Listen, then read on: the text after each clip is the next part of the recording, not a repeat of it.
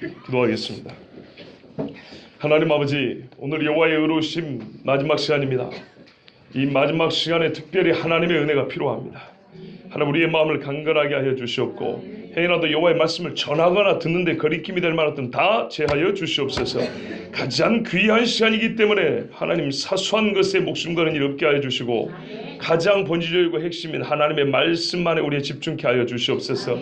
하나님 감사합니다. 여기까지 인도해 주셨사오니 마지막 끝을 내시는 분이 하나님이신 것을 우리가 보게 하여 주시옵소서. 예수 그리스도의 이름으로 기도하옵나이다. 아멘. 자, 오늘 설교에 앞서서 두 가지 이해 또는 양해가 필요합니다. 저나 여러분이요. 뭐냐면 여호와의 의로우심을 주제로 한 설교인데 오늘이 마지막이에요. 이제 계속 하긴 좀 어려워요. 앞으로 물론 또 할 때가 있겠죠. 그런데 이 5번째 시간인데요. 역시 소주제를 정할 수밖에 없습니다. 그게 뭐냐면 오늘 보신 대로 하나님의 심판 그리고 악의 문제입니다.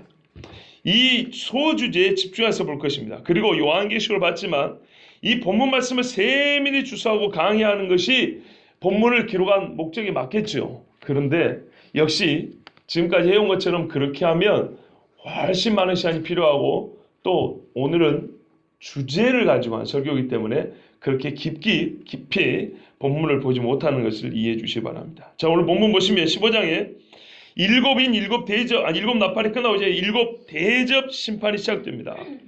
1절 보시면 또 하늘이 크고 이상한 다른 이적을 보매 일곱 천사 일곱 재앙을 가졌으니 그랬어요. 하늘의 이정과 다른 뭔가 희한한 현상이 또 나타났어요. 그러고 나서 보니까 일곱 천사가 일곱 재앙을 가졌는데 이게 마지막이에요. 마지막 일곱 재앙인데 이거를 어디에 담았냐면 대접에 이렇게 큰 쟁반 같은 데 담아놨어요. 그런데 여기에 뭐가 들어있냐 하면 하나님의 진노가 들어있어요. 우리 본문에는 하나님의 진노가 이것으로 마치리로다 이렇게 되어 있지만요. 원래 그렇지 않습니다. 옛날 400년 전에 번역은 뭐라냐면 하나님의 진노가 그것 안에 가득 채워져 있더라 이렇게 되어 있어요. 마쳤다는 게 아니고. 근데 이게 더 맞아요. 왜냐하면 19장 이하 20장에 가면은 하나님의 마지막 심판이 또 기록이 되어 있어요. 천년왕국 이후에 뱀이 풀려나서 한 번 더 세상을 미혹하고 그 다음에 이 뱀을 완전히 하나님이 결박하는 심판이 있다고요. 죽은 자와 산 자를 하나님이 다 심판하는 소위 흰보좌 심판하고 옛날에 한자표로 백보좌 심판이라고 했죠. 보좌가 100개라고 생각하는데 100개가 아니고 흰백자입니다. 그렇기 때문에 이거는 최후의 재앙이 아닌 것입니다. 그러니까 우리 번역이 문제 있고요. 옛날 번역이 맞습니다. 그 대접들 안에 하나님의 진노가 가득하더라. 이 진노를 단순히 화풀이라고 생각하면 곤란합니다. 의의 공의의 심판입니다. 여러분, 만약에 재판장이 살인범을 데려다 놓고 화를 냈어요. 왜? 사람을 10명이나 죽였는데 여러분한테 화가 안 나겠어요? 화가 난 채로 재판장이 사형 때렸다고 해서 그것이 순전히 재판장의 개인적인 감정에서 사형을 때렸다 할 수 있습니까? 아니죠. 재판장이 진노했다 하더라도 그 진노는 그 공의에 합당한 감정적 반응이지 그것이 곧 재판의 기준이 된 건 아니죠. 개인적으로 기분이 나빴다고 해가지고 재판한 건 아니죠. 하나님의 진노는 불의에 대한 하나님의 당연한 심정적 반응이에요. 그리고 하나님 자기의 거룩함을 수호하는 것이에요. 하나님이 분노하지 않는다면 하나님은 자기의 거룩함을 지킬 수 없어요. 자기 이름이 모욕을 당하든지 말든지 내버려 둘 거란 말이죠. 근데 하나님은 그렇지 않아요. 자기 이름, 우리가 지금까지 4시간이나 들은 것을 이제는 바탕으로 두고 드려야 됩니다. 자기 이름을 가리고 모욕하는 것에 대한 하나님의 의분이에요. 이거는 반드시 필요해요. 그렇지 않다면 세상의 모든 죄는 마음 놓고 저지로 되고 하나님이 심판하지 아니하신다는 안심을 가져도 되겠죠. 그렇지 않습니다. 자, 이렇게 하나님이 이제 재앙을 내리시는데 또 보니까 한편에는 어떤 장면이 있냐면 불이 섞인 유리바드 같은 것이 있어요. 이거 이해하기 어렵죠. 거꾸로 해석하면 매우 쉬워요. 바다로부터 생각해보세요. 바다는 액체죠. 물이죠. 흔들흔들하고 흐름이 있습니다. 예, 딱 보면 바다예요. 그런데 우리가 본 바다는 뭐가 다르냐? 유리바다예요. 매우 맑다는 거죠. 우리도 맑은 물을 보면 수정 같은 이렇게 표현하고요. 그 관광지 하면 바다가 일반 바다하고 좀 색깔이 다르죠. 그럴 때 우리가 뭐라 그래요? 유리 같다 그러죠. 아주 맑고 깨끗하며 뭐랄까요? 빛난다고 볼 수 있겠죠. 거기다가 불이 섞였다. 어렵지 않습니다. 물이 불을 품었다고 생각해 보세요. 물 속에 불이 있어요. 그런데 빛이 나요. 밖에서 햇빛이 비쳐가지고 반사하는 빛이 아니고 속에서부터 아주 그냥 쪼개질 듯한 그 유리 쪽, 이게 뭐야, 불빛이 이렇게 속에서 빛이 나는데, 불이 붙어 있는데, 그 불이 뭐랄까, 유리 같은 이 바닷물에 이렇게 쪼개져가지고 빛이 막 반사되는 거예요. 얼마나 아름답겠어요. 그렇게 이해하면 쉽지요.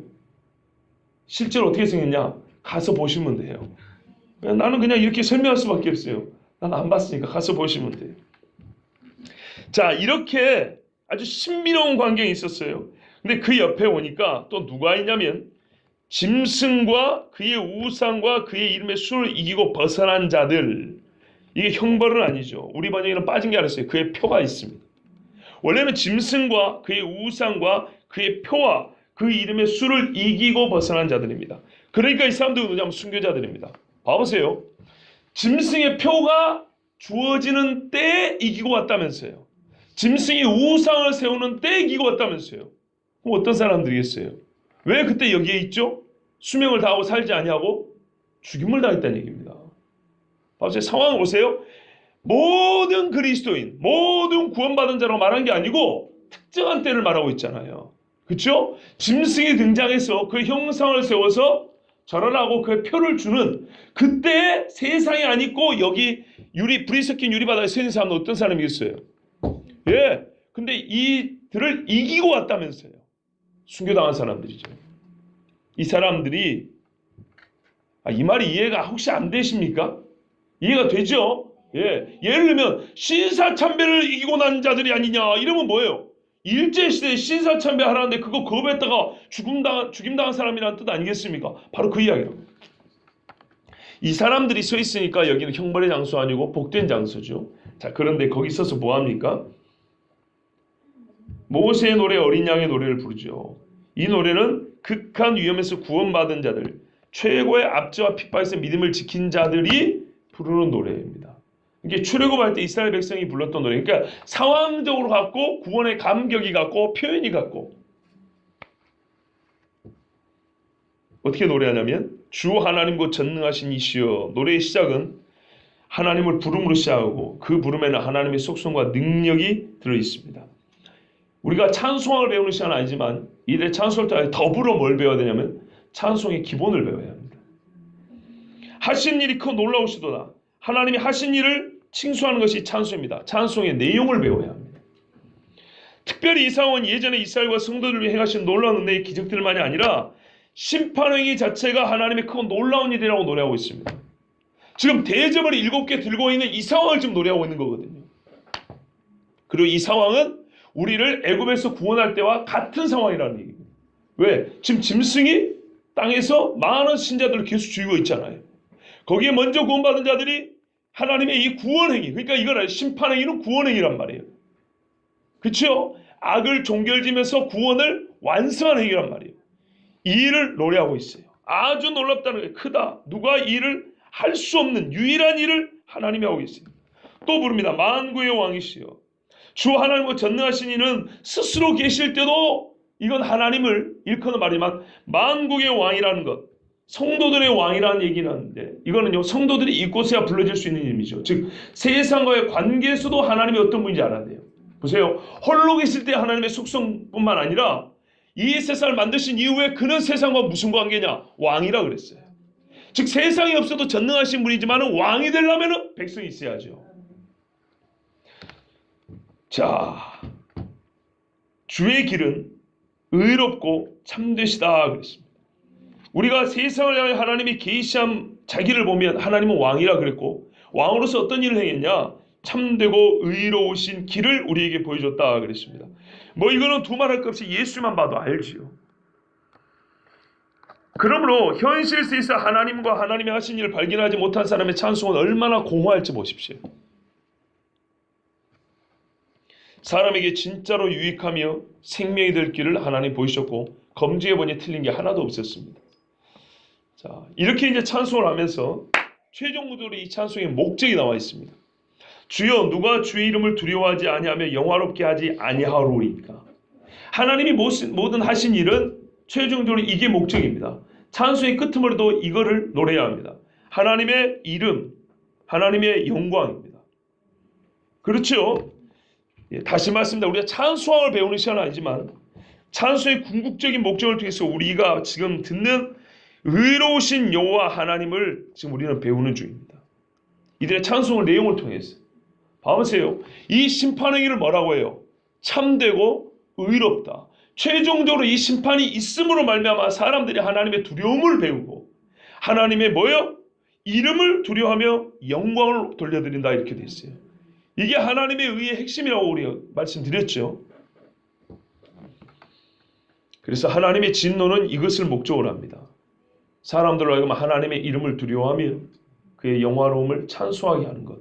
이것이 심판의 최종적인 목적입니다. 다른 말로 하면 심판이 없다면 이 일은 불가능한 뜻입니다. 오직 주만 거룩하시니이다.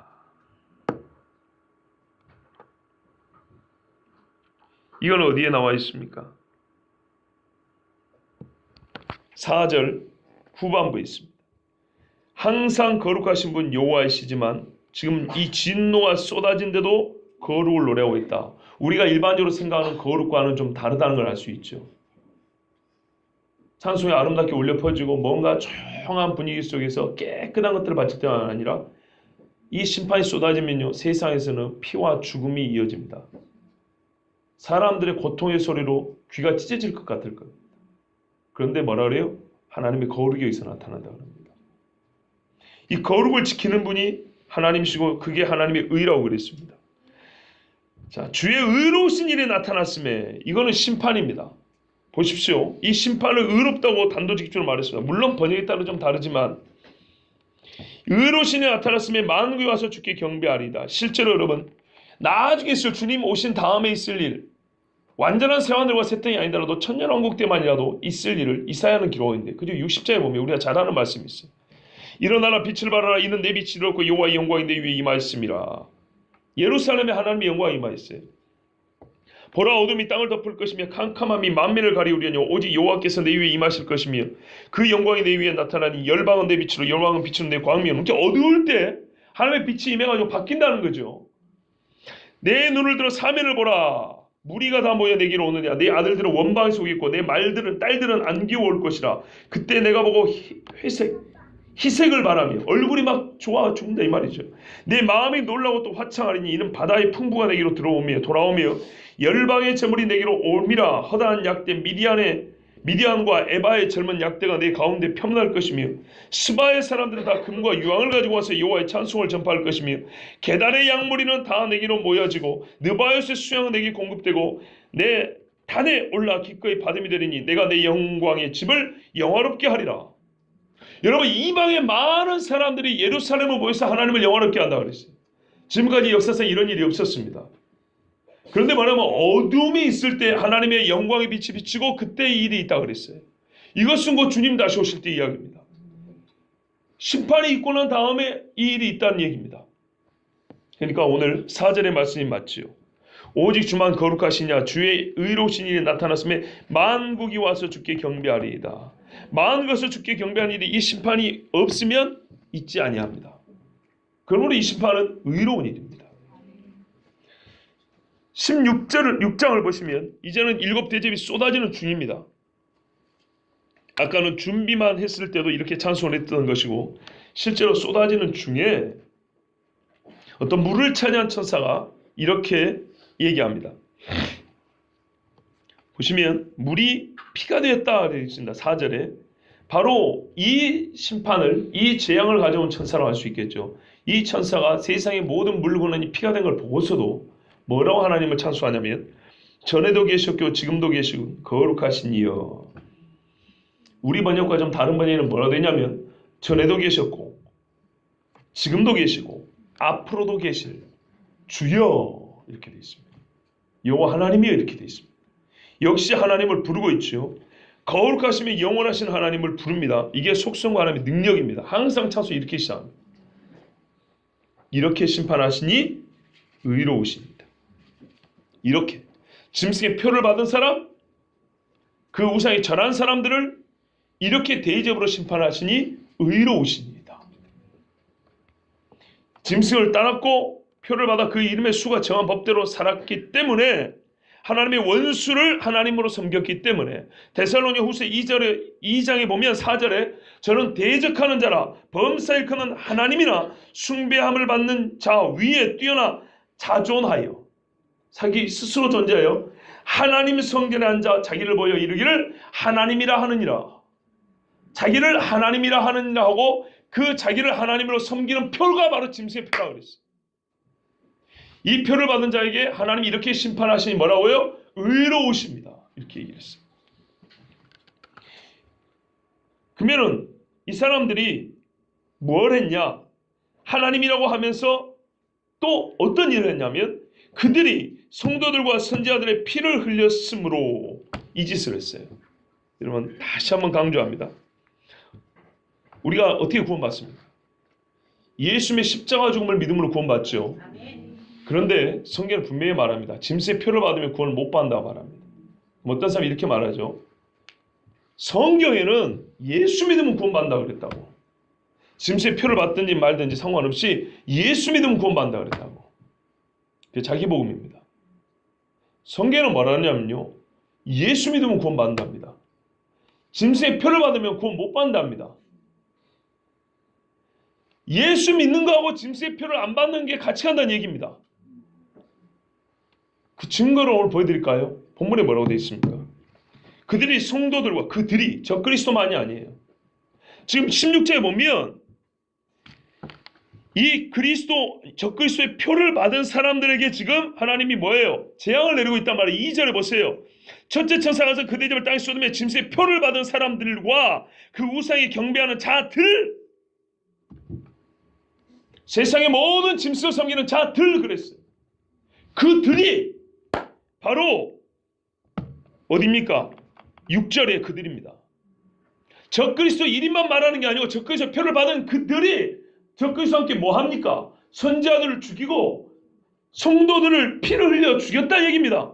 무슨 말씀인지 아시겠죠? 반드시 그렇게 됩니다. 그런데도 하는 말이 뻔뻔스럽게 표를 받아도 예수 믿으면 구원받지. 그건 네 생각이지. 하나님 뭐라 그래요? 짐승의 표를 받으면 신학적으로 그래요. 마지막 때 적그리스도를 안 믿는 사람들도 신학적 해석은 표란 뭐냐? 주권을 인정하는 거예요. 주권의 표라는 거예요. 주권. 자기 주권을 짐승이라고 말하는 게 그 표예요. 그래놓고 그래도 나는 예수 믿는다고. 여러분 이게 얼마나 모순인가 한번 우리 생각을 해보세요. 이름 자체가 짐승의 표라니까요. 짐승이 내 주인이라고 하는 말이라니까요. 그래놓고 나는 예수를 믿으니까 구원받는다. 어디 그런 말도 안 되는 소리를 하고 있습니까? 이게 미혹의 소리입니다. 본문에는 분명히 짐승의 표를 받은 자들이 대접의 심판을 받는 이유가 있는데 그 이유는 그들이 반드시 어떻게 해요? 성도들과 선지자들을 죽여 피를 흘린다고 그렇게 되어 있어요. 이 일의 앞장성이 바벨론이죠. 성도들의 피가 흥건하여 그들의 장사품의 마지막 목록은 사람의 영혼들이라 이렇게 되어 있어요. 요한복음 16장 1절에 4절부터 4절까지 예수님이 하신 말씀을 기억하십시오. 내가 이것을 너희에게 이르면 너희로 실족지 않게 하려 함이니 발 헛디도 넘어져요. 사람들이 너희를 출회할 뿐 아니라 때가 이르면, 보통 이 때가 이르면이라는 말은 종말론적 표현이라고 그랬어요. 때가 참해. 때가 이르리니. 물은 너희를 죽이는 자가 생각하기를 이것이 하나님을 섬기는 예라 하리라. 저희가 이런 일을 할 것은 아버지와 나를 알지 못함이라. 왜 성도를 죽여? 분명히 예수님이 그랬잖아요. 성도들 그랬잖아요. 성도들 중에는 안 믿는 사람들이 아니가 아니고요. 그거는 우리가 생각하는 성도들 기준이고 하늘에서 보는 성도들은 다 믿는 사람을 얘기하는 거예요. 성도들. 오직 너희에게 이 말을 이룬 것은 너희로 그때를 당하면 내가 너희에게 이 말을 한 것을 기억나게 하려 하며 처음부터 이 말을 하지 아니한 것은 내가 너희와 함께 있었음이니라. 무슨 말이에요? 함께 있을 때는 굳이 이 말 할 필요 없는데 예수님이 떠난 후에는 이 말을 기억해야 될 때가 온다는 겁니다. 사람들이 성도들 죽이면서 이게 하나님을 섬기는 예라 하리라. 그럴만 하죠. 왜? 적그리스도가 지가 하나님이라고 하는데 잘못된 하나님을 섬기면 어떻게 되겠어요? 하나님을 섬기는 예라 하리라. 우리도 하나님, 쟤들도 하나님. 지금도 이단들 보세요. 그들도 이만희가 하나님, 우리는 여호와가 하나님. 이스라엘 사람은 바알이 하나님, 엘리야는 여호와가 하나님. 하나님이 틀어지면 다 잘못되는 겁니다. 성도의 피를 흘린 자들이 그들의 피를 마시게 하는 것은 합당합니다. 눈에는 이, 이에는 이, 피에는 피. 오해하지 마라 그랬잖아요. 도둑질했다고 손 자른 거 아니라고요.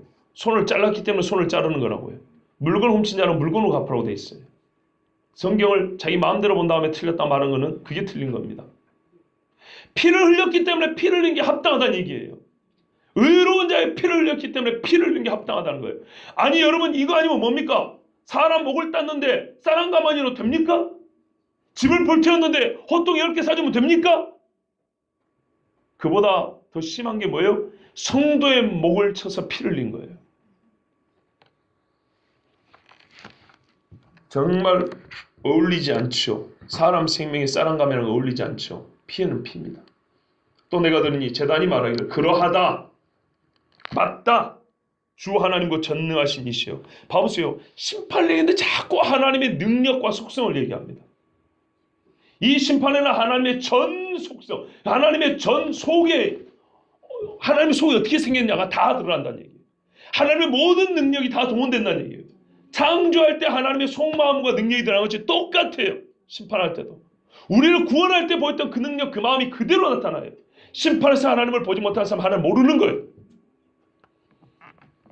제단도 천사처럼 고백합니다. 심판하시는 것이 참되고 의로우시도다. 아멘. 하나님의 심판은 창조만큼 의롭고 율법만큼 참되며 예수 그리스도의 속죄만큼 의로운 것이 하나님의 심판입니다. 로마 3장에 뭐라 그래요? 이제는 율법에 한 의가 나타났으니 곧 예수 그리스도를 믿음으로 말미암아 구원하시는 하나님의 의라고 되어 있죠. 의가 똑같이 사용됩니다. 심판이 예수님으로 말미암아 우리를 구원하는 것만큼 의롭다는 거예요. 그런데 우리 예수 믿는 사람이 십자가에서는 하나님의 은혜에 감사하고 감개하고 의를 찬송하면서 심판에서는 찾지 못한다. 이건 잘못 믿는 거예요. 오늘 새벽에 전했습니다. 이 땅에 무섭고 놀라운 일이 있다. 끔찍한 일이 있고 기괴한 일인데 요약하면 하면 거짓말이라는 거예요. 진짜 선지자들이 거짓말을 말하며 제사장들이 자기 권력으로 다스리며 백성은 이를 듣고 좋다 한다. 너희가 마지막에는 어찌하렸느냐. 이런 삼박자, 종말의 삼박자를 갖추고 마지막에는 어찌하렸느냐. 선지자가 어떨 때 등장합니까? 성경에 보세요. 평온할 때 등장하는 선지자가 있어요. 위기 때 등장합니다. 영적 위기 때 등장합니다. 그 말은 선지자 자신이 준비된 게 아니고 갑작스럽게 부름받았다는 얘기고 하나님 앞에 정말 살 수 있는 마지막 메시지를 받았다는 뜻입니다. 그들은 지체할 시간도 없고요. 사람을 무서워 신경 쓸 겨를이 없어요. 그런데 뭐 했다고요? 거짓말했답니다. 모든 사람이 참말을 해야 되지만 진짜 진실 중에 진실을 말해야 될 책임과 사명이 있는 자가 선지자인데 왜? 때가 그러하고 시대가 그러니까. 그런데 뭐 했다고요? 거짓말했대요. 이게 무서운 일이에요. 치를 떨 만한 일이에요. 여러분 지금까지 들었던 설교가 다 거짓말로 생각해 보세요. 두 번째입니다. 제사장들은 자기 권력, 자기 법으로 다스립니다. 제사장의 권력이 얼마나 센데요. 엘리의 두 아들 홈리와 비느하스는요. 제물을 자기가 먼저 하나님 앞에 바치고 찍어 가버렸는데 아무도 누가 타치를 못했어요. 성전을 섬기는 옛날에 실로니까 거기서 섬기는 여자들 간음하고 강간했는데 아무도 뭐라 못했어요. 제사장의 권력입니다. 예수님 당시에도 율법학자와 제사장들의 권력을 봐보세요. 이 두 사람들이 사업 파트너가 되고 영혼 사업을 했어요. 그런데 그거를 몰라서도 아니고 힘이 없어서 어쩔 수 없이 참은 것도 아니고 좋아했다고 되어 있어요. 누가요? 백성들은 좋아를 하더라. 예레미야 7장에는 왜 좋아하는지 이유가 나와 있어요. 너희가 간음하며 불법을 행하며 우상숭배하며 바알을 섬겨 따르면서 성전에 와서 이르기를 우리가 구원을 얻었나이다 하더라. 그런데 그 앞에 뭐라고 되는지 아십니까? 7장 8절에 너희가 정말 무익하고 헛된 거짓말을 의존하는도다. 그건 무슨 말이에요? 우리가 구원 얻었다는 말이 거짓말이라는 거예요. 이 거짓말을 누가 가르쳤다는 건데 그거를 의존하여 죄를 짓고 다니면서 교회만 와서 예배만 드리면 구원받았다. 이런 식으로 가르쳤다는 거예요. 누가. 근데 그것을 좋게 여겨 그 말을 의존하고 살았다는 거예요. 근데 그 다음에 나와요. 이유가. 왜 그러냐? 이 일을 계속하려 함이로다. 불법을 계속 저지르려 함이로다. 이 시기에 되면 어떻게 돼요? 다 죽는 겁니다. 이 마지막 시대가 그렇습니다. 목회자들도 사람 기쁘게 하려고 헛소리하고 있고, 교회 또는 교단에 힘 있는 사람들은 세상 것 막 끌어다가 교회에 막 접목시킨다고 난리고, 성도들 우스갯소리하면 좋아하고, 세상에서 자기가 익숙하게 즐겼던 게 교회 됐으면 교회도 있네 하면서 막 그거 내가 먼저 해봤다고 자랑하고, 종말의 삼박자. 얼마나 잘 맞아떨어진가 보세요. 그런데 하나님께서 뭐라 그래요? 너희가 마지막에는 어찌하려느냐. 이렇게 되면 반드시 심판이에요. 이게 하나님의 의예요. 가만 계시는 것이 불의한 거예요. 이 마지막 때에 적그리스도 나와서 자기의 짐승의 표를 내세우고 사람들에게 강제하고 있습니다. 하나님을 떠나고 자기를 하나님을 섬기라 합니다. 그런데 그 중에 어떤 이는 신하를 지켜서 목이 잘렸습니다. 어떤 이는 그 목을 자르는데 짐승의 표를 받고 짐승의 편에 서서 그를 하나님이라고 높였습니다. 어찌해야 됩니까? 하나님이 살아계시다면 어떻게 해야 됩니까? 가만둬야 합니까? 있는 모습 그대로 받아야 합니까?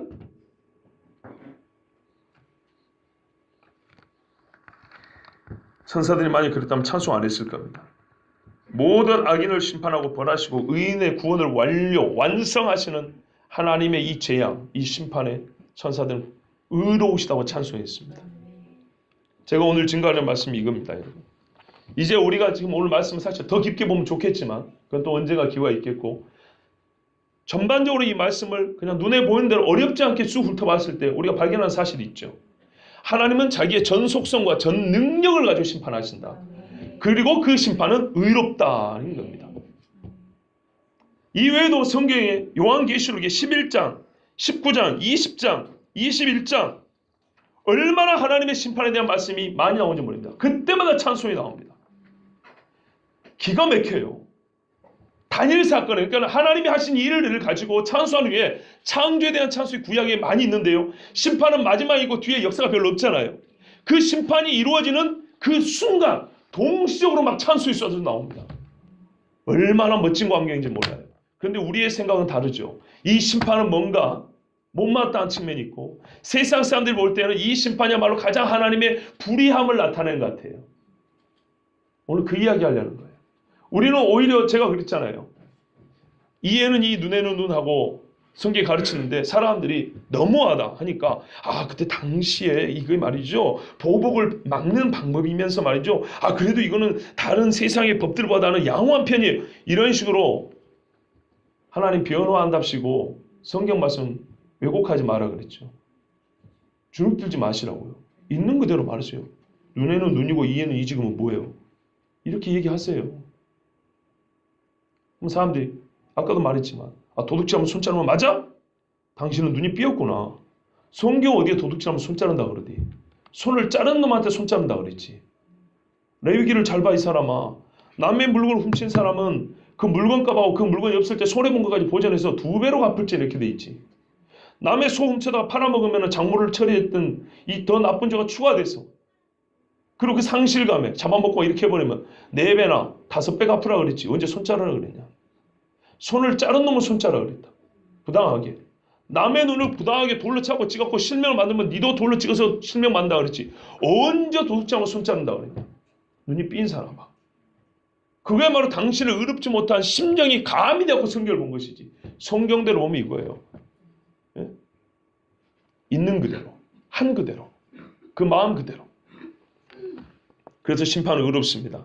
그런데 세상 많은 사람들이 이 심판이 의롭지 않다고 합니다. 특별히 왜 그러냐면 이제 이 말씀을 통해서 우리가 하나님의 의로우심을 조금 더 좀 풍성하게 보려고 합니다. 지금부터 이제 좀 잘 들으셔야 됩니다. 왜냐하면 본문을 보고 있는 게 아니고 이 본문을 기반으로 하여 우리가 생각해 봐야 될 문제이기 때문에. 여러분 세상에 악이 존재한다고 그랬죠. 그리고 이 악을 뭐라 하냐면 자연적인 재난을 악이라 그러고, 또 인간들이 인위적으로 범죄해가지고 고통당하는 악이라 그럽니다. 근데 원래 악이란 말은 도덕적인 측면의 판단 용어예요. 선악이잖아. 이건 도덕적인 판단 용어란 말이에요. 고통은 도덕성이 없이 그냥 아프면 통증을 고통이라 그래요. 그러면 자연재난은 자연이 생각을 해가지고 대한민국 사람들 죽여버려야지 이라고 막 태풍이 몰려옵니까? 그런 거 아니죠. 그러니까 원래 악이라고 부르면 안 돼요. 그런 거는. 그냥 재난이에요. 우리가 어쩔 수 없는. 그런데 통칭 사람이 감당할 수 없고 이유를 알 수 없는 극심한 고통들을 자연적이든 인위적이든 전부 다 악이라고 불러요. 통칭. 그래서 그냥 저도 그렇게 악이라고 부를게요. 이 악의 문제들. 제일 고민이 많아요. 그래서 사람들이 예수 안 믿는 사람들 또는 믿는 사람들도 이 문제를 가지고 따져 묻습니다. 과연 하나님 의로우신가? 이 문제에 대해서는 예전에도 말씀드렸고 앞으로도 계속 해야 할 말이 많지만 오늘은 심판과 관련해서 말씀드릴게요.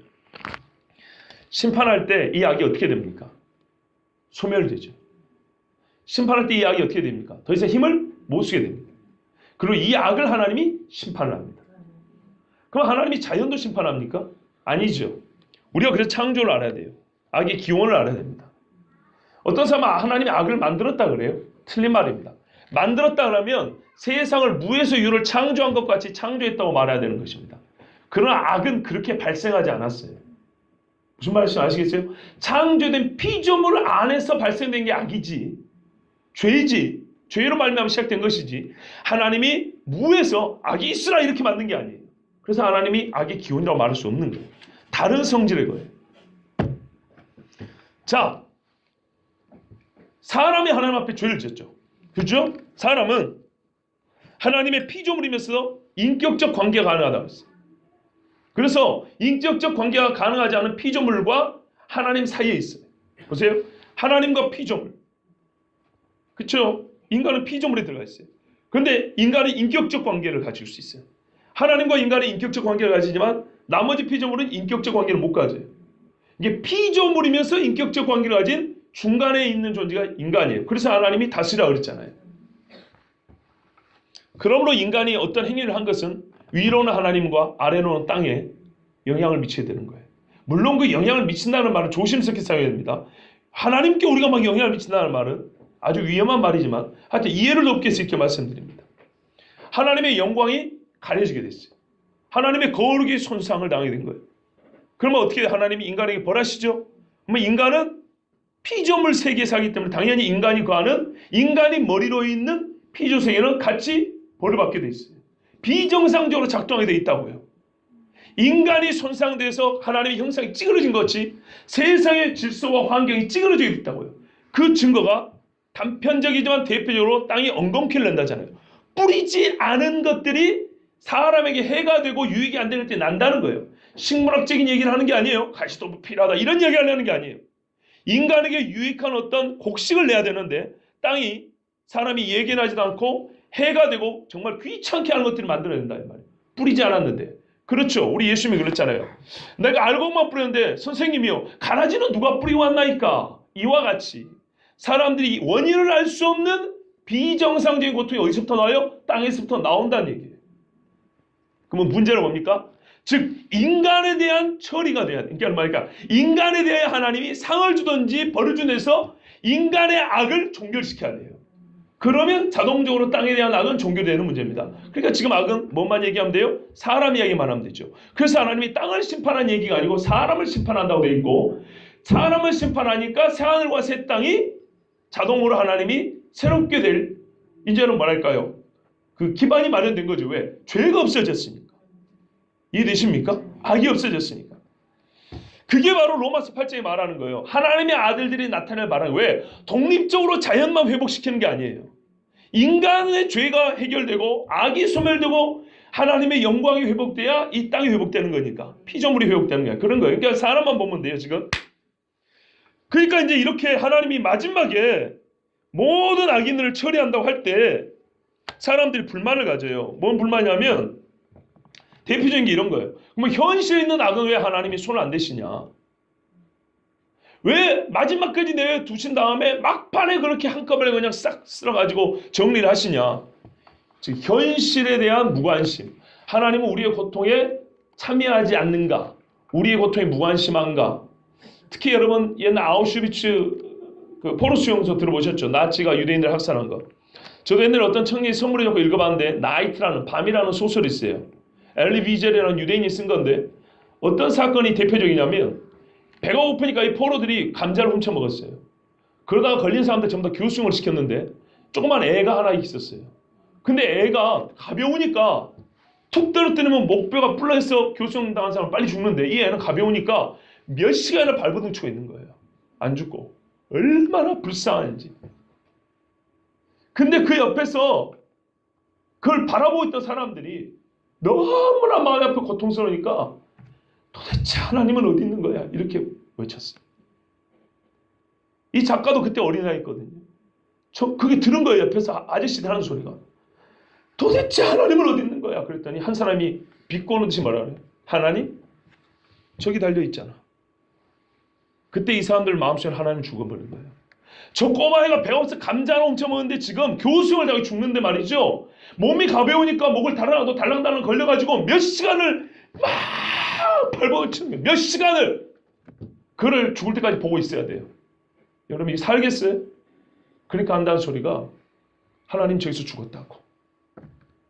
그러면서 한편에 그러잖아요. 옥에는 하나님 여기 살기자 써놓고 그러나 그 장면을 볼 때 하나님 죽은 것 같고 이런 현실의 문제들 어쩌느냐 이 말이죠.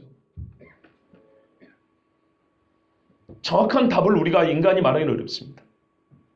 많은 이야기를 할 수 있습니다. 정확한 한 가지를 딱 부르지 말하기는 어렵지만 이해가 될 만한 많은 것들을 얘기할 수 있습니다. 그런데 여러분 제가 두 가지를 얘기하고 싶습니다. 하나는 뭐냐면 이해할 수 없는 하나님의 섭리보다 이해할 수 있는 하나님의 은혜가 훨씬 더 많다는 걸 기억하셔야 됩니다. 우리는 꼭 이런 복잡한 문제를 생각할 때는 이미 이해할 수 있고 받은 은혜를 다 잊어먹은 다음에 이 한 가지만 보고 씨름하는데 이미 확정되어 있고 확증되어 있고 주어진 은혜가 이만큼 쌓여있다는 거예요. 그건 마지막 문제입니다. 우리가 시험 볼 때는 마지막 어려운 문제 하나 남겨놓는 것처럼 또 하나는 이것이 모든 답이 되지는 않지만 한 가지의 대답입니다. 여러분 하나님이 우리에게 가르쳐 싶은 자신 하나님의 어떠하심은 고통이 없이는 배울 수 없는 것이 있습니다. 그것도 알아야 됩니다. 단적인 예를 들어서 아담이 막 눈을 떴을 때 세상이 너무 좋아요. 좋으신 하나님은 알겠지만 하나님의 속성 즉 악하지 아니하며 악을 멸하시며 자기 영광을 지키시며 의로우신 하나님이라는 걸 알 수 있을까요? 무슨 말이냐면 태어나서부터 진수성찬 죽을 때까지 먹고 산 사람이 음식의 귀함을 알 수 있을까요? 음식이 내 목으로 들어가기 전까지 수고한 사람들의 수고를 생각할 수가 있을까요? 옛날에 프랑스의 어떤 왕비가 그랬다잖아요. 빵을 달라. 왜 저 미친놈들이 빵을 달라는 난리를 치냐. 빵 없으면 고기를 먹으면 되지. 말이 됩니까? 배가 고파보면 어떻게 알아요? 얼마나 음식 귀한 줄 알죠. 전쟁을 겪어보면 옷 한 벌이 얼마나 귀한지 알죠. 멋낸다고 오만데 빵 꾸려고 다니는 옷이 아니라 튼튼하고 질긴 옷, 착용감이 좋은 옷, 이런 옷이 귀한 줄 알죠. 사람은 위기 때 배울 수 있는 게 있어요. 하나님은요 우리가요 좋은 환경에서 그냥 편하게 사는 걸 원한 게 아니고 창조의 목적이 하나님을 닮아가기를 원하는 겁니다. 하나님을 닮아가려면 하나님을 배워야겠죠. 하나님의 속성을 배워야 되겠죠. 그러기 위해서는 인간은 전지존재가 아니고 영원한 존재가 아니기 때문에 역사의 과정 속에서 배울 수밖에 없습니다. 여기서 신앙을 배운 사람들은 조심하세요. 과정 철학, 과정 신학 얘기하는 거 아니에요. 우리 인간에는 역사의 흐름 속에서 즉 경험 속에서 하나님을 배우는 겁니다. 삼위일체는 우리가 하나님의 소개를 배운 게 아니고 하나님의 경륜 역사 속에서 배운 것처럼 우리는 어떤 것은 매우 귀하고 아름다운 진리 중에 어떤 것은요 고통이 없이는 절대 배울 수 없는 은혜가 있어요. 배울 수 없는 진리가 있어요. 하나님이 자기 자신을 보여주고 싶었어요. 우리를 용서하고 사랑한다는 자기의 사랑을 최고로 보여주고 싶었는데 그 사랑의 궁극을 어디서 나타나냐? 창조가 아니라 십자가에서 나타났죠. 하나님의 방법으로 십자가 아니고서는 하나님이 세상을 이렇게 사람의 이렇게를 보여줄 수가 없었어요. 무슨 말씀 이해됐어요? 하나님도 고통을 취했다는 걸 알아야 됩니다. 이 한 가지만 하고 넘어가겠습니다. 그러면 이 마지막에 악을 해결하는 문제에 대하여 사람들은 의문을 제기합니다. 소위 무신론자들 있죠. 무신론자는 사실 할 말이 없어요. 이렇게 공격한다니까요. 현실 감각이 없다 하나님은 왜 마지막에 가서야 이거를 뜯어 고친다는 얘기냐. 지금 있을 때 할 거 이왕 여기서 하면 되지. 그러면서 하나님은 없어 이럽니다. 하나님이 있다면 두 가지 전능하고 전적으로 선할 것이다. 선한 하나님이 그러면 당신 아들이 물에 빠지면 그걸 두겠냐 이거지. 아니잖아요. 근데 왜 하나님이 가만뒀냐 이 말이에요. 그러면 하나님이 없다는 거예요. 전적으로 선하고 전적으로 능력 있는 하나님은 세상의 악을 보는 족족 바로잡아야 된다는 거예요. 막아야 된다는 거죠. 무신론자들이 그렇게 주장합니다. 그래서 하나님이 없다 그럽니다. 근데 그 사람들은 문제예요. 그 사람들은 틀렸어요. 기본적으로. 왜? 반드시 그렇게 해야 된다는 말은 주관적인 판단이 아니라 객관적인 거죠. 객관적인 선이 있다는 얘기입니다. 무신론자들에게 객관적인 악도 없어요. 이건 좀 설명이 필요하지만 일단 시간이 없기 때문에 그렇게 아셔야 됩니다. 왜냐하면 내가 있기 전에 객관적인 선악을 구분하는 기준이 주어져야 합니다. 그거는 신적인 거라고 제가 이미 앞 시간에 얘기했습니다. 그럼 무신론자에는 객관적인 선악이 있을 수 없기 때문에 그렇게 주장하는 것 자체가 말이 안 됩니다. 또 무신론자 중에 대표적인 게 뭐냐면 진화론입니다. 진화론자들은 선악에 대해서 어떻게 판결을 하는지 아십니까? 오늘 악이니까 악을 얘기해 볼까요? 즉 피를 흘리고 죽이는 거, 잡아먹는 거, 이거는 자연의 필연적인 진화의 과정 중에 하나라고 생각합니다. 그러면 이건 악이 아닙니다, 여러분. 그들에게는 악이 없습니다. 왜? 진화는요, 죽고 적자생존이에요. 오늘날 우리 사회가 진화론 사고에 빠져 있는 겁니다. 여기는요, 밟고 일어서는 게 당연한 거예요. 악이라고 처음부터 취급하지 않아요. 그런데 일만의 속에 양심이 있으니까 악 이야기를 하는 것이지, 그들의 논리 안에서는 악이라는 건 존재할 수가 없어요. 상대주의도 마찬가지예요. 상대, 모든 것이 그럴 수 있는 것인데 악이 어디 있어요? 또 하나 공산주의예요. 우리가 칼 마르크스 하면은 민중의 아편이다, 종교는 아편이다 그러잖아요. 이거를 좀 깊이 봐야 돼요. 그 마르크스가 쓴 책을 보면 이게 간단한 문제 아니에요. 좀 깊은 이야기인데 일단은 표면적으로 들어가면 민중의 아편이다, 마비시킨다는 거예요. 아시겠죠? 현실을 개혁해야 되는데 개혁을 하지 못하게 죽은 후에 언젠가 좋은 데가 있겠지, 이래서 현실을 자포자기하게 만든다는 거예요. 이게 민중의 아편이라고 종교를 폄하한 게 공산주의 사상이에요. 근데 제가 하나 여쭤볼게요, 여러분. 우리가 한번 톡 까놓고 얘기해 볼게요. 죽은 후에 세상이 없다, 이 땅이 전부다라고 말하는 사람이 의롭게 살기를 더 부지런히 하던가요? 악하게 살기를 더 부지런히 하던가요? 죽은 후에 심판이 없는데 누가 이 땅에서 굳이 선하게 살려고 하겠어요? 인생 뭐 있어 한방이지, 이런 말이 왜 나왔을까요? 노세 젊어서 노세 왜 나왔을까요? 예? 한탕 잡자, 이런 말이 왜 나왔을까요? 과연 마지막에 심판이 있다고 생각하면 그런 말 할까요? 안 하겠죠. 우리가 보고 있는 모든 악이 오히려 현실로 우리가 사는 이 생이 마지막으로 생각하기 때문에 이 땅이 이렇게 어려워지고 무뎌지고 악하게 된 거 아닙니까? 잘 생각해 보세요. 무신론 사상이 더 악하게 만들지 않냐 이 말이에요. 신이 없다, 죽은 후에 심판이 없다, 신 앞에 서지 않는다, 우리가 이 땅에 살고 끝이다, 그러니까 지 맘대로 사는 것이지, 신이 없다는 사람이 더욱 현실을 기억해야 된다. 이 땅에도 우리가 이 땅이 마지막이니까 사는 동안 정말 바르게 살아야 된다. 누가 그렇게 가르칩니까? 오히려 죽은 후에 심판이 있다 해야 현실 계획에 의지하지 않습니까? 왜? 이 땅에서 어떻게 사느냐가 영혼을 결정하니까. 맞지요? 거꾸로 얘기하고 있는 거예요. 이 거짓말을 들으면 안 됩니다. 어떤 사람이 이렇게 말해요. 범신론자들, 힌두교인들.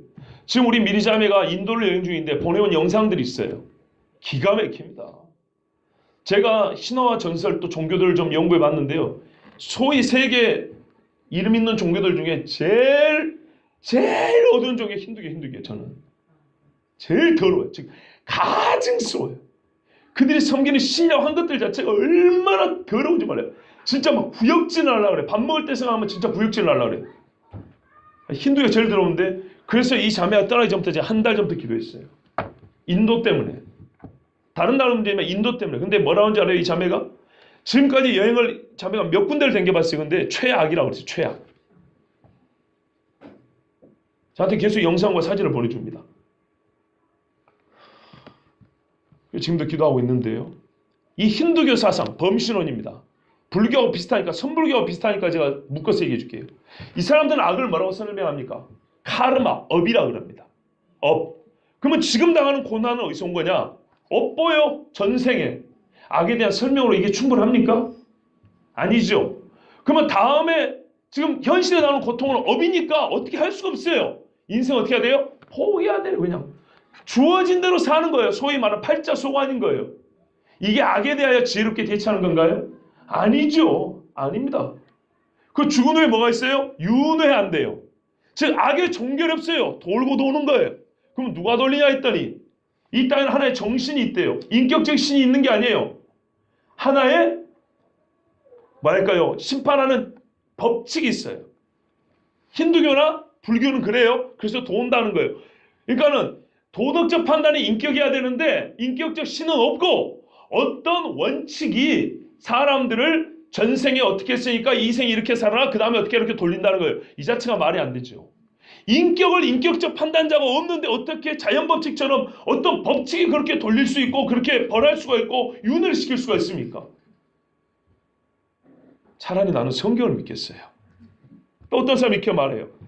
하나님이 선하지 근데 능력이 없어 보니까. 그래서 이 땅에 악이 있는 거야. 선한데 능력이 없다. 그 말은 곧 악보다 약하다는 얘기죠. 그런 하나님 못 믿죠. 또 하나 어떤 사람은 이렇게 말해요. 하나님은 능력은 있는데 선하지 않아서 안 고치는 거야. 그러면 그 하나님이 그야말로 악의 근원 아니겠습니까? 그 능력으로 악을 행하잖아요. 그런 하나님 어떻게 믿어요? 근데 성경이 이렇게 말하지 않아요. 그리고 그런 존재라면 악을 종결시키겠어요? 봐보세요. 능력이 있으나 선하지 않는 신이라면 악을 종결시키겠냐고요. 선한 능력이 없다면 선한 마음이 있지만 능력이 없으면 악을 종결시키는 능력이 없으니까 종결이 안 되겠죠. 그렇죠? 말을 잘 생각해 보십시오. 또 어떤 인간이냐 악을 아예 무시해버려요. 없대요. 존재하지 않아요. 죽음도 요즘에 그런 이상한 놈들이 있어요. 죽음이란 다 우리가 잘못 생각 죽음이란 없다. 이렇게 말하는 인간도 있어요. 죽음이란 없다. 그 사람이 끝까지 안 죽고 사는 거 한번 보세요. 악이란 없다. 이건 우리의 지각의 문제이니라. 크리스천 사이올로지 뭐 이런 종교들 뉴에이지 사상들 교회인데요. 어떤 교회였냐면요. 아까 말했던 크리스천 사이언스라는 종교가 있어요. 종교적 과학이라는 데가 있어요. 그러면서 말하면요. 옳고 틀린 것에 너무 신경 쓰지 마라. 그래야 진리에 도달한다 그래요. 얼마나 웃긴 말인가 봐보세요. 진리에 도달한다. 진리는 판단 개념이 들어가야 되죠. 근데 옳고 그른 것에 신경 쓰지 말아요. 말이 맞아요? 안 맞아요? 안 맞죠. 즉 악을 무시하는 사람들이에요. 그러나 속 깊은 데는 뭐가 있어요? 뭐가 있다는 거 알아요. 선악이 있다는 거 알아요. 그러니까 헛소리 하는 거예요. 아까 말했던 과정신하는 게 있습니다. 모든 게 다 과정이다. 하나님도 부족하여 완성을 하는 과정이니까 세상의 악을 고치지 못하는 너무 탓하지 마라. 하나님을 생각해 주는 것 같은 이 정신 나간 신학자들이 있습니다. 그러나 저는 오늘 여러분에게 성경이 하나님 말합니다. 하나님은 전능하시고 의로우시고 선하십니다. 조화가 됩니다. 봐보세요 여러분. 이제부터 한번 생각해 보세요. 세상 어떤 종교가 악에 대해서 정면 승부하는 종교가 어디 있습니까? 아까 지금 제가 왜 이런 이야기 했냐. 성경에 말하는 악에 대한 하나님의 처신, 하나님의 심판이 부족하다고 말하지만 제가 지금 말하는 그들, 성경에 하나님을 공개하는 그들은 충분합니까? 오히려 말이 안 됩니다. 제가 지금 짧게 말했지만 좀 더 여기 뭐 얼마나 말이 안 되는지 알 수 있습니다.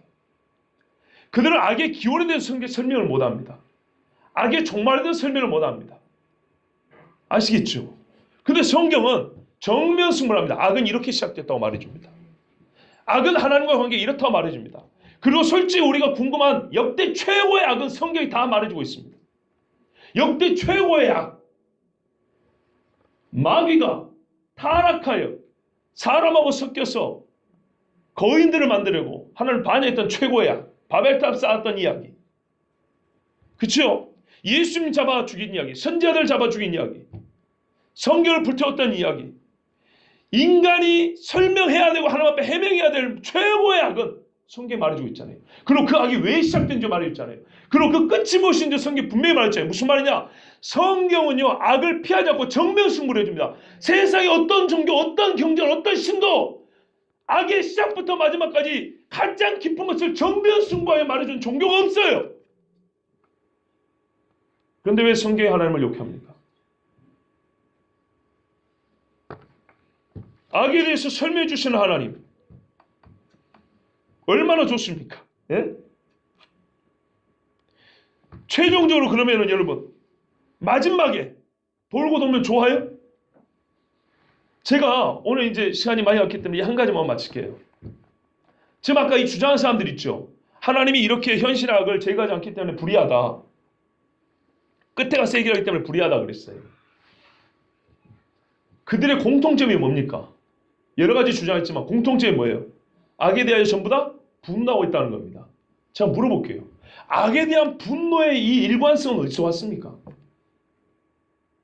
희한하죠? 전부 다 악에 대해 분노하고 있어요. 여러분도 분노 안 합니까? 누가 지금 예배에 맞춰 왔는데 차를 빵꾸 내놨어요. 분노 안 합니까? 집에 한테 도둑질하고 좋은 거 다 갖고 가면서 분노 안 합니까? 다 분노하죠. 종교 불문 모든 사람 분노합니다. 악에 대해서 분노하는 일치인데 그 분노의 원인, 이 악의 종말, 여기에 대해서 설명이 다 달라요. 그런데 아까 말한 것들은 다 뭐예요? 부족하기 그지없어요. 제대로 설명을 못해요. 특별히 종교를 짓지 못해요. 종교를 지을 능력도 없고 마음도 없고 그런 뜻도 없어요. 그런데 성경은 뭐라 그래요? 이 악이 어디서부터 시작됐으며 어떤 과정을 거치며 나 하나님은 이 악을 어떻게 보고 있으며 어떻게 끝맺을 것이다. 말씀하고 계시죠. 이렇게 시원한 데가 어디 있어요?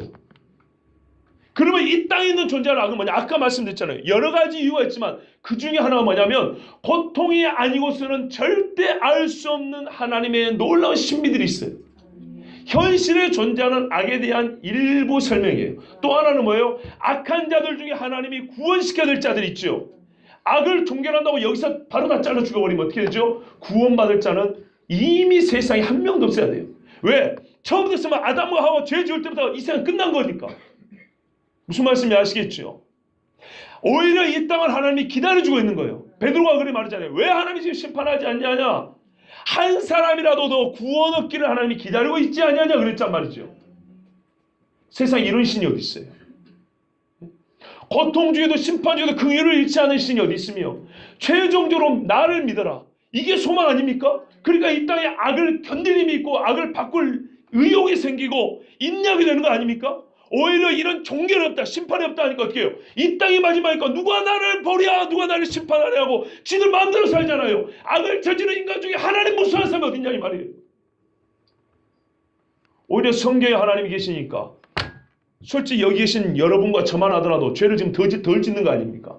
최 집사님, 하나님이 없다 할 때하고 하나님이 있다 할 때 죄 어디가 덜 지어요? 하나님이 있다 할 때죠. 분명한 차이가 있죠. 저도 마찬가지입니다. 여러분도 다 마찬가지입니다. 하나님이 있다니까 부처가 떠나죠. 하나님이 있다니까 비련게 떠나죠. 하나님이 있다니까 남을 속임으로 떠나죠. 하나님 무서운 줄 아는 거예요. 성경에 말하면 여호와를 즐거워하며 두려워한다 그랬어요. 하나님을 두려워하는 것이 이렇게 즐겁어요. 왜? 내가 이렇게 깨끗해질 수가 있는 게 얼마나 즐거운지 몰라요. 내가 하나님을 닮아간다는 게 두려워하니까 닮아가지 즐거워할 수 있다. 이야, 그러면서 주님이 이 모든 걸 내 힘으로 해결 안 되는 오히려 이 악에 동참하고 악을 버텼던 내가 이렇게 거룩해지고 하나님을 닮아가고 최종적으로 하나님이 이걸 심판한다. 이런 확증이 주어지고 약속이 있는데 이것이야말로 얼마나 하나님의 의로심을 드러내냐 이 말이에요. 우리의 소망이지 않냐 이 말이죠. 돌고 도는 세상이 좋습니까? 심판하지 않고 이 땅이 마지막이라서 서로 막 밟고 씹어 먹으면서 피에 피를 뒤는 게 좋습니까? 악은 존재하지 않아 다 과정이지 이런 헛소리가 좋습니까? 아니요. 나는 이 땅에 악을 손으로 바꾸시는 하나님의 역사를 체험하며 최종적으로 모든 악을 소멸하시고 심판하시는 하나님을 찬송하겠습니다. 여러분 오늘 마지막 5번째 시간입니다. 꼭 여러분과 함께 외치고 싶은 말이 있어요. 이 설교를 마치면서 우리 하나님께 이건 찬송의 고백입니다. 아까 우리 천사들도 외쳤죠. 우리도 외쳐봐야죠. 저를 따라 이제 5시간을 다 들었으니까 모든 의인에게는 상을 주시고 악인에게는 형벌을 하십니다.